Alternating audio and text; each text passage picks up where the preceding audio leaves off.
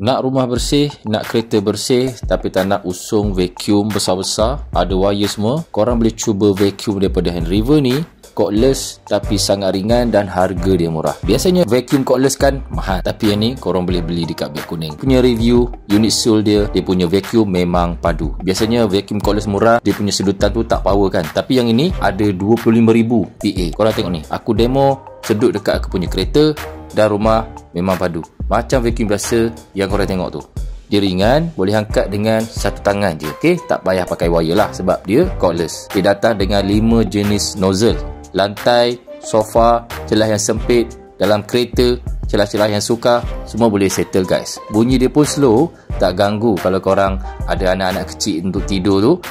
Dia tak bising sangat lah. Kalau korang tengah mencari vacuum yang ciri-ciri seperti aku tunjuk ni, korang boleh tekan dekat Beg Kuning. Korang akan dapat full set macam ni tau. Tapi korang kena cepat sebab yang ni limited.